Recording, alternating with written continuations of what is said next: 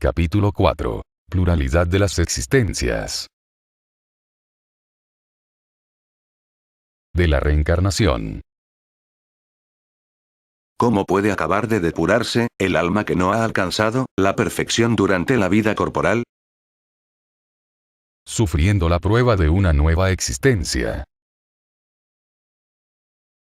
¿De qué manera realiza el alma esta nueva existencia? ¿Por su transformación como espíritu?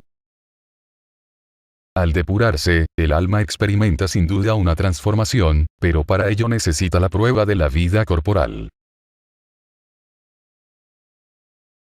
¿El alma tiene, pues, muchas existencias corpóreas? Sí, todos tenemos muchas existencias. Los que afirmen lo contrario, quieren manteneros en la ignorancia en que ellos mismos están. Ese es su deseo.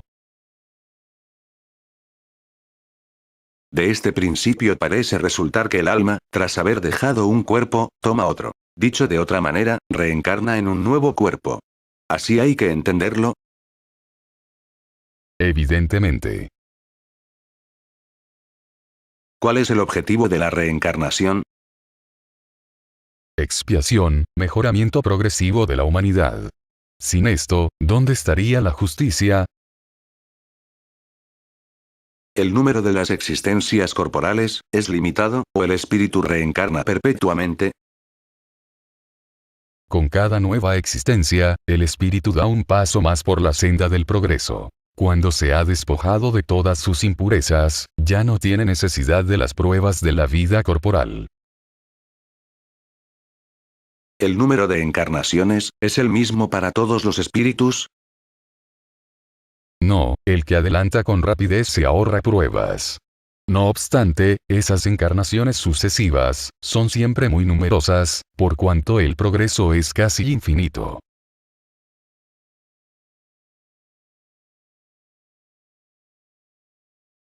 ¿En qué se convierte el espíritu después de su última encarnación? Espíritu bienaventurado, espíritu puro. Justicia de la reencarnación. ¿En qué se funda el dogma de la reencarnación? En la justicia de Dios, y en la revelación, porque sin cesar os lo repetimos. Un buen padre deja siempre a sus hijos una puerta abierta para el arrepentimiento. ¿No te dice la razón, que sería injusto privar para siempre, de la dicha eterna a todos aquellos de quienes no ha dependido mejorar? ¿Acaso todos los hombres no son hijos de Dios? Solo entre los humanos egoístas se encuentra la iniquidad, el odio implacable y los castigos sin perdón. Todos los espíritus tienden a la perfección, y Dios les provee los medios de obtenerla mediante las pruebas de la vida corporal. Pero, en su justicia, les reserva que cumplan en nuevas existencias lo que no pudieron hacer o perfeccionar en una primera prueba. No estaría de acuerdo con la equidad y la bondad de Dios castigar para siempre a aquellos que han podido encontrar obstáculos para su mejoramiento, independientemente de su voluntad y en el medio mismo donde se hallaban ubicados. Si la suerte del hombre después de su muerte estuviera irremediablemente fijada, Dios no habría pesado las acciones de todos con la misma balanza y no los hubiera tratado con imparcialidad. La doctrina de la reencarnación, esto es, aquella que consiste en admitir para el hombre muchas existencias sucesivas, es la única que responde a la idea que nos formamos de la justicia de Dios para con hombres de una condición moral inferior, la única que puede explicarnos el porvenir y fundamentar nuestras esperanzas, puesto que nos ofrece el medio de rescatar nuestras faltas mediante nuevas pruebas. La razón nos lo indica, y los espíritus así lo enseñan. El hombre que tiene conciencia de su inferioridad, encuentra en la doctrina de la reencarnación, una esperanza consoladora. Si cree en la justicia de Dios no puede esperar que será por siempre diferente de aquellos que han obrado mejor que él. El pensamiento de que esa inferioridad no lo deshereda para siempre del bien supremo, y que podrá conquistarlo por medio de nuevos esfuerzos, lo sostiene, y reanima su valor. Quien, al término de su carrera, no lamenta haber adquirido demasiado tarde una experiencia que ya no puede aprovechar, pero esa experiencia tardía no está perdida, pues la aprovechará en una nueva existencia. Encarnación en los diferentes mundos. ¿Nuestras diversas existencias corporales, se cumplen todas en la Tierra? No, no todas, sino en los distintos mundos. Las de la Tierra no son las primeras ni las últimas, y son de las más materiales, y alejadas de la perfección. En cada nueva existencia corpórea, ¿pasa el alma de un mundo a otro, o puede cumplir varias en un mismo globo? Puede encarnar muchas veces en un mismo globo, si no está lo bastante adelantada para pasar a un mundo superior. Así pues, podemos reaparecer varias veces en la Tierra. Ciertamente. Y después de haber vivido en otros mundos podemos volver aquí. Seguro. Es posible que hayáis vivido ya en otras partes, y también en la Tierra.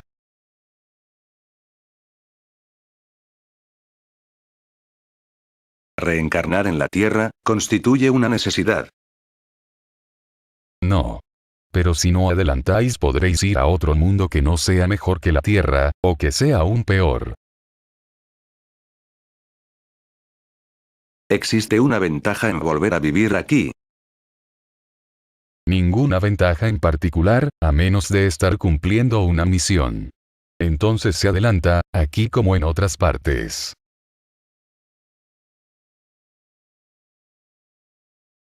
¿No seríamos más dichosos si permaneciéramos en el estado de espíritus? No, no. Se quedaría estacionario, y lo que se quiere es adelantar hacia Dios.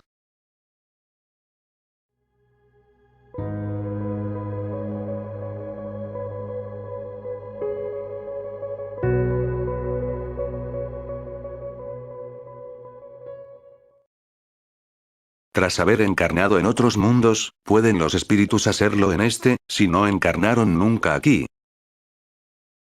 Sí, como vosotros en los demás globos. Todos los mundos son solidarios. Lo que no se realiza en uno se cumple en otro. De esta manera, ¿hay hombres que están en la Tierra por primera vez? Los hay, muchos y en diversos grados. Se puede reconocer por cualquier indicio, cuando un espíritu está por primera vez, reencarnado en la Tierra. Eso no tendría ninguna utilidad. Para llegar a la perfección, y a la aventura suprema, que es la meta postrera de todos los hombres, debe el espíritu pasar por la serie de pruebas, de todos los mundos que en el universo existen.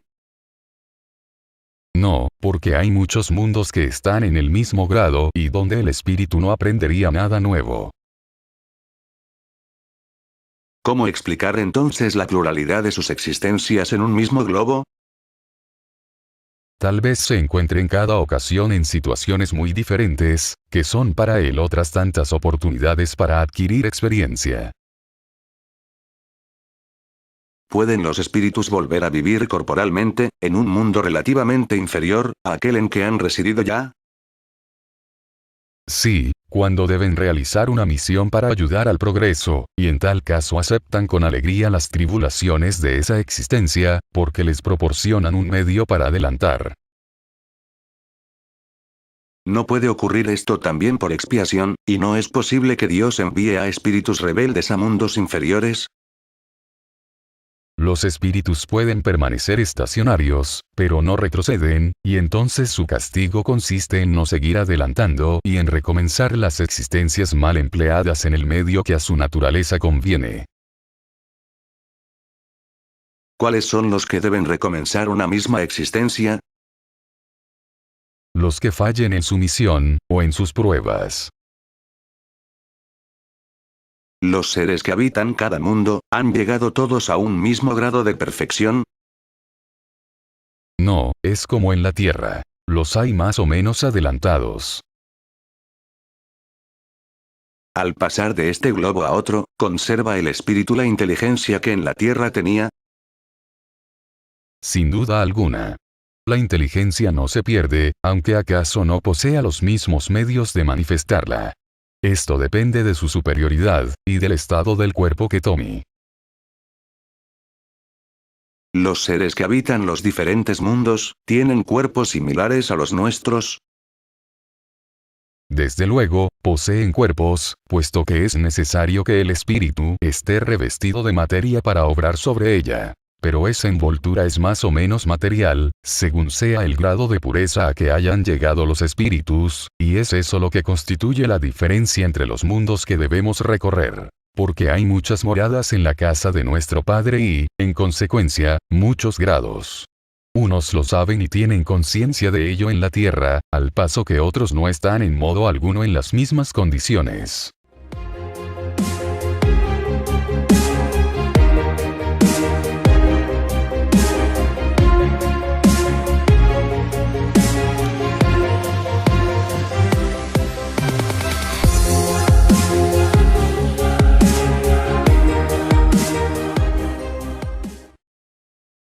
¿Podemos conocer con exactitud el estado físico y moral de los diversos mundos?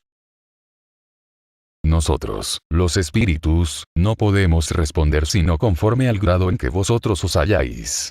Vale decir que no debemos revelar esas cosas a todos, por cuanto todos no están en situación de comprenderlas, y esto los turbaría. Al pasar de un mundo a otro, ¿pasa también el espíritu por una nueva infancia? La infancia es donde quiera una transición necesaria, pero no en todas partes es tan torpe como entre vosotros. ¿Puede el espíritu escoger el nuevo mundo, en que ha de residir? No siempre, pero le cabe solicitarlo, y podrá obtenerlo si lo ha merecido. Porque los mundos solo son accesibles a los espíritus de acuerdo con su grado de elevación. Si el espíritu no pide nada, ¿qué es lo que determina el mundo, en que habrá de reencarnar? Su grado de elevación. ¿El estado físico y moral de los seres vivos, es perpetuamente el mismo en cada globo? No. También los mundos se encuentran sometidos a la ley del progreso. Todos han comenzado como el vuestro, en un estado inferior, y la misma Tierra experimentará una transformación similar. Se convertirá en un paraíso terrenal cuando los hombres se hayan hecho buenos. De modo que las razas que en la hora actual pueblan la Tierra, desaparecerán un día, siendo sustituidas por seres cada vez más perfectos. Esas razas transformadas sucederán a la de hoy, así como esta ha reemplazado a otras más groseras todavía.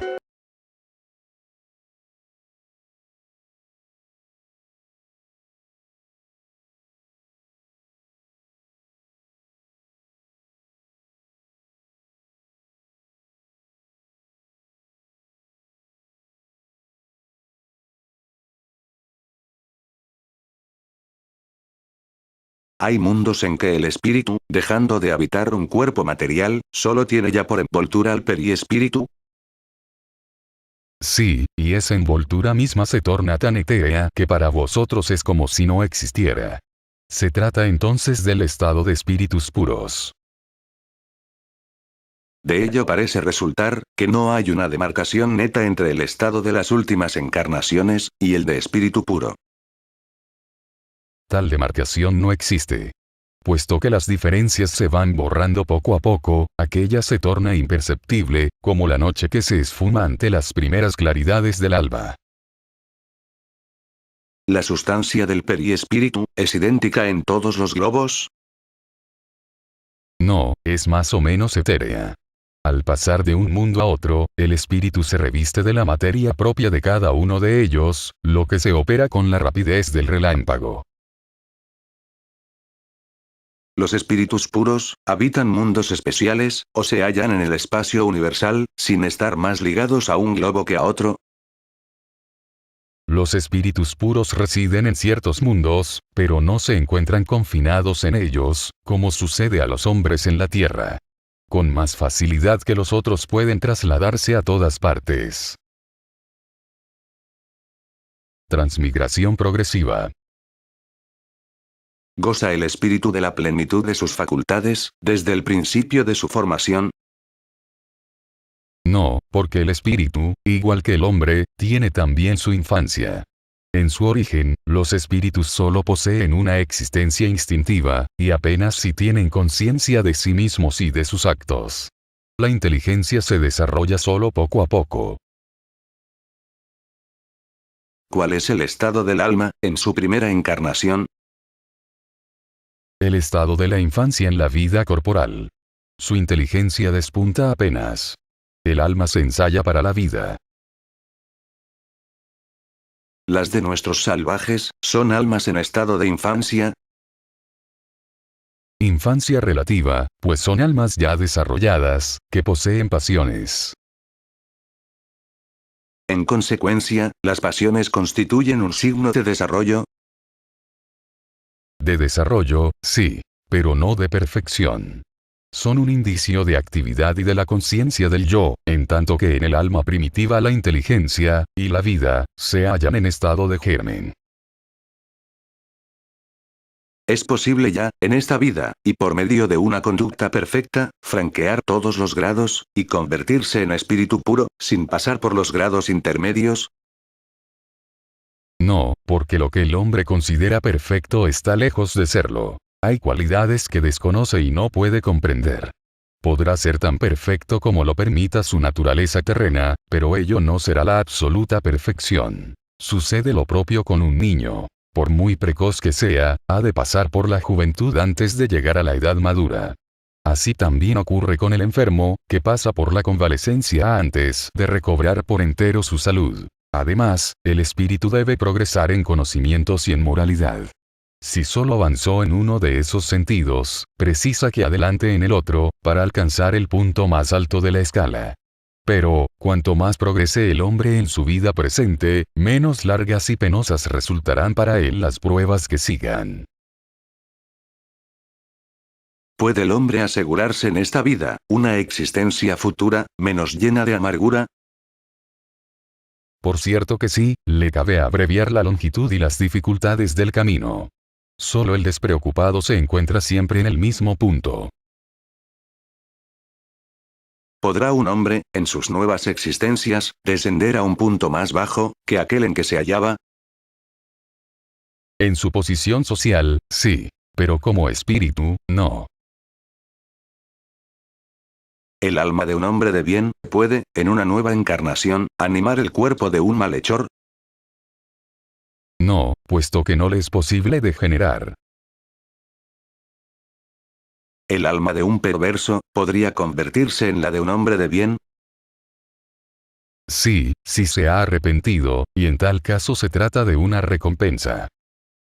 La marcha de los espíritus es progresiva, y jamás retrocede.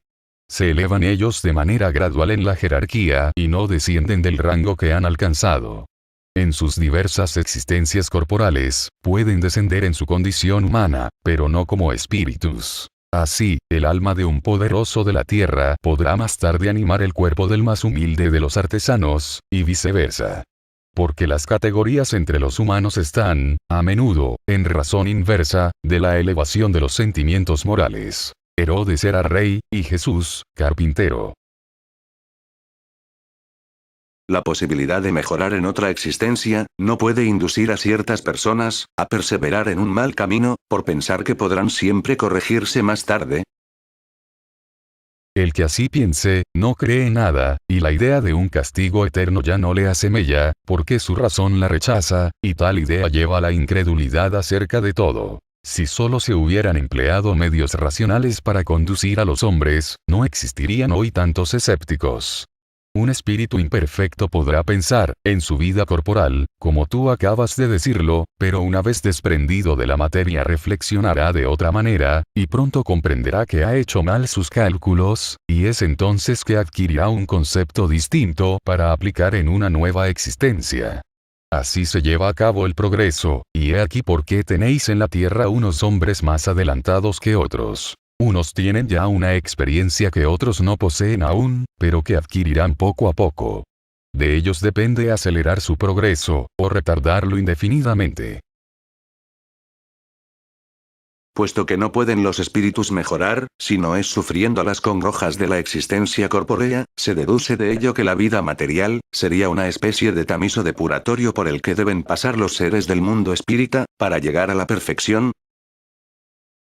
Sí, eso es precisamente. Mediante tales pruebas mejoran, evitando el mal y practicando el bien.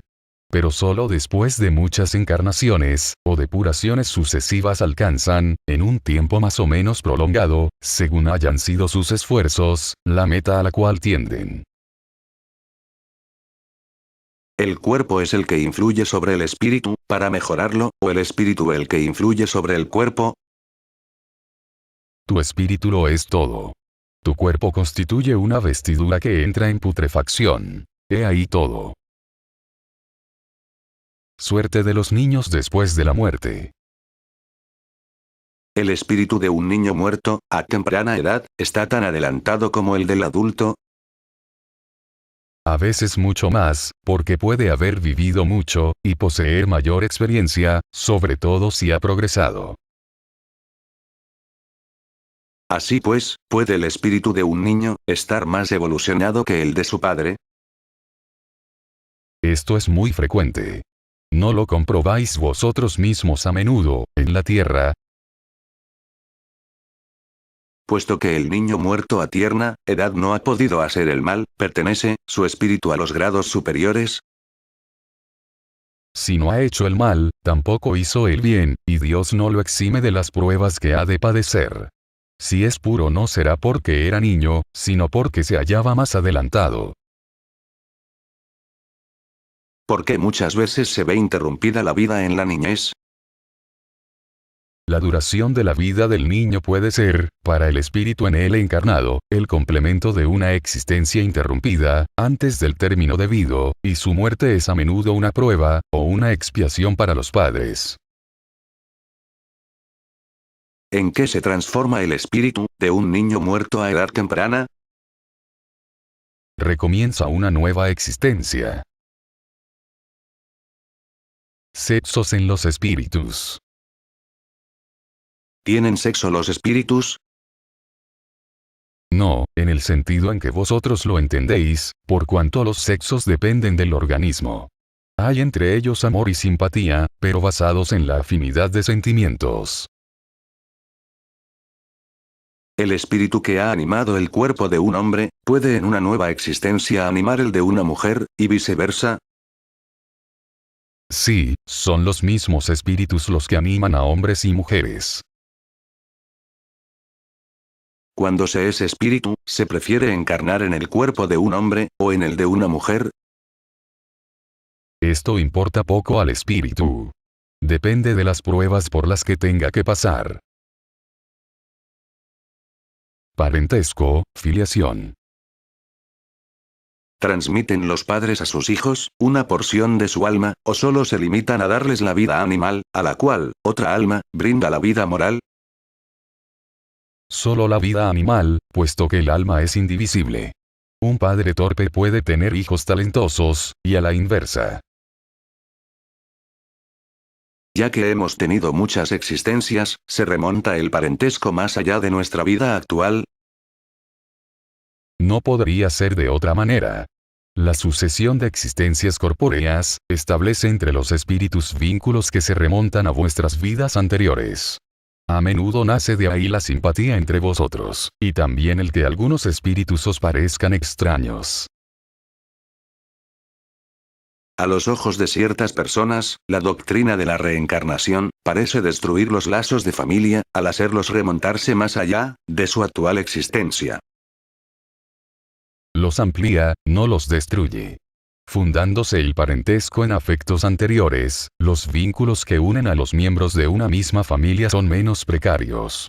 La doctrina de la reencarnación aumenta los deberes de la fraternidad, ya que en vuestro vecino o servidor puede encontrarse un espíritu que ha estado unido a vosotros por los lazos de la sangre. Sin embargo, disminuye la importancia que algunos atribuyen a la filiación, puesto que se puede haber tenido por padre a un espíritu que haya pertenecido a otra raza, o que viviera en una situación completamente distinta. Es cierto, pero esa importancia se basa en el orgullo. Lo que la mayoría honra en sus antepasados son los títulos, el rango, la fortuna. Uno que se ruborizaría por haber tenido como abuelo a un honrado zapatero, se jactaría en cambio si descendiera de un gentil hombre libertino. Pero, por más que digan o hagan, no impedirán que las cosas sean como son, porque Dios no ha fundamentado sobre la vanidad de ellos las leyes de la naturaleza. Del hecho de que no haya filiación entre los espíritus de los descendientes, de una misma familia, se podrá inferir que el culto de los antepasados, sea una cosa ridícula. Con seguridad que no, porque se debe ser dichoso de pertenecer a una familia, en la cual hayan encarnado espíritus elevados. Aun cuando los espíritus no proceden los unos de los otros, no por eso dejan de profesar afecto a los que están ligados a ellos por los lazos familiares, porque esos espíritus a menudo han sido atraídos a tal o cual familia por simpatía o por vínculos anteriores. Pero creed que los espíritus de vuestros antecesores no se sienten honrados en modo alguno por el culto que les profesáis sobre la base del orgullo. Su mérito no se transmitirá a vosotros sino en la medida en que os esforcéis por seguir los buenos ejemplos que os han dejado, y únicamente entonces vuestro recuerdo podrá no solo resultarles agradable, sino también serles útil. Semejanzas físicas y morales. Los progenitores suelen transmitir con frecuencia a sus hijos una semejanza física. ¿Les transmiten también un parecido moral? No, puesto que se trata de almas o espíritus diferentes. El cuerpo procede del cuerpo, pero el espíritu no procede del espíritu. Entre los descendientes de las razas solo existe consanguinidad. ¿A qué se deben las semejanzas morales, que existen a veces entre padres e hijos? Son espíritus que simpatizan, atraídos por la similitud de inclinaciones. Los espíritus de los progenitores, ¿no ejercen influencia sobre el del niño, después del nacimiento de éste? Tienen una influencia muy grande. Como ya dijimos, los espíritus deben coayudar a su mutuo progreso. Pues bien, los de los padres tienen por misión desarrollar el de sus hijos mediante la educación. Para el espíritu del padre es esta una tarea. Si falla, será culpable. ¿Por qué padres buenos y virtuosos engendran niños de naturaleza perversa? Dicho de otro modo, ¿por qué las buenas cualidades de los progenitores no atraen siempre, por simpatía, a un espíritu bueno para animar a su hijo? Un espíritu malo puede solicitar padres buenos, con la esperanza de que sus consejos lo encaminarán por una senda mejor, y a menudo Dios se los concede. ¿Pueden los padres, mediante sus pensamientos y plegarias, atraer hacia el cuerpo de su hijo a un espíritu bueno, más que a uno inferior? No, pero podrán mejorar al espíritu del hijo que han engendrado y que les es confiado. Tal es su deber. Malos hijos constituyen una prueba para sus progenitores. ¿A qué se debe la semejanza de carácter, que existe a menudo entre dos hermanos, sobre todo en el caso de gemelos? Espíritus simpáticos, que se acercan por la afinidad de sus sentimientos y que se sienten dichosos de estar juntos. En los hermanos siameses, cuyos cuerpos están unidos el uno al otro, y que poseen ciertos órganos en común, ¿hay dos espíritus, o sea dos almas? Sí, pero la semejanza entre ambos hace muchas veces que parezcan solo uno a vuestros ojos. Puesto que los espíritus encarnan en los hermanos gemelos por simpatía, ¿cuál es la causa de la aversión que en ciertos casos se advierte entre estos?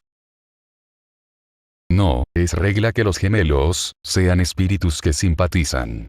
Ciertos espíritus malos pueden haber querido luchar juntos en el teatro de la vida.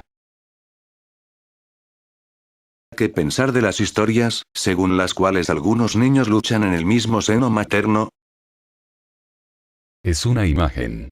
Para expresar que su odio era antiguo, se le ha hecho remontar hasta antes de su nacimiento. Por lo general, no tomáis suficientemente en cuenta las figuras poéticas. ¿A qué se debe el carácter distintivo, que se observa en cada pueblo? Los espíritus tienen también familias, formadas por la afinidad de sus inclinaciones, más o menos depuradas, según sea su grado de elevación. Y bien, un pueblo es una gran familia en la que se reúnen espíritus que simpatizan. La tendencia a unirse que tienen los miembros de esas familias da origen al parecido existente, que determina el carácter distintivo de los individuos de cada pueblo. ¿Crees por ventura que espíritus buenos y humanitarios buscarán, para encarnar, un pueblo duro y grosero? No, los espíritus simpatizan con las masas, así como con los individuos, mas siempre procurando su medio. ¿Conserva el hombre, en sus nuevas existencias, huellas del carácter moral de sus vidas anteriores? Sí, puede suceder. Pero al mejorar, cambia. Su posición social podrá también no ser ya la misma. Si de amo como era se convierte en esclavo, sus inclinaciones serán completamente distintas, y con trabajo le reconoceríais. Siendo el espíritu el mismo en las diversas encarnaciones, sus manifestaciones pueden presentar ciertas analogías de una a otra, pero modificadas por los hábitos que su nueva posición le inculca, hasta que un perfeccionamiento notable haya mudado por entero su carácter, porque de orgulloso y ruin, que era antes, puede volverse humilde y humanitario, si se ha arrepentido. ¿Conserva el hombre, en sus distintas encarnaciones, rasgos físicos del carácter de sus vidas precedentes? El cuerpo anterior es destruido, y el nuevo no tiene ninguna relación con aquel. Sin embargo, el espíritu se refleja en el cuerpo. Por cierto que el cuerpo solo constituye materia, pero pese a ello es modelado de acuerdo con las cualidades del espíritu, quien le imprime cierto carácter, en modo especial en el semblante, y con razón se ha dicho que los ojos son el espejo del alma. Esto es, que el rostro refleja con más particularidad al alma. Porque una persona excesivamente fea puede tener, sin embargo, algo que agrade cuando su cuerpo es la envoltura de un espíritu bondadoso, sabio y humanitario, mientras que hay rostros muy bellos que no te hacen sentir nada y por los cuales incluso experimentas repulsión. Podrías creer que solo los cuerpos bien constituidos son la envoltura de los espíritus más perfectos, mientras que estás encontrando, todos los días a hombres de bien, bajo una apariencia exterior deforme. Sin tener un parecido pronunciado, la semejanza de gustos y tendencias puede, pues, dar lo que se llama aire de familia a algunos individuos. Ideas innatas. ¿El espíritu encarnado conserva alguna huella de las percepciones que ha tenido y de los conocimientos que adquirió en sus vidas anteriores? Le queda un vago recuerdo, que le da lo que denominamos ideas innatas. De manera que la teoría de las ideas innatas no es una quimera. No, los conocimientos adquiridos en cada existencia no se pierden. Una vez desprendido de la materia, el espíritu siempre los recuerda. En el transcurso de la encarnación podrá en parte olvidarlos, en forma temporaria, pero la intuición que le queda de ellos coopera a su progreso. A no ser por esto debería recomenzar de continuo. En cada nueva existencia, el espíritu toma como punto de partida el alcanzado en su vida precedente. Así pues, ¿ha de existir una gran conexión entre dos existencias sucesivas? No siempre tan grande como podrías creerlo, por cuanto las situaciones son a menudo muy diferentes, y en el intervalo ha podido el espíritu progresar.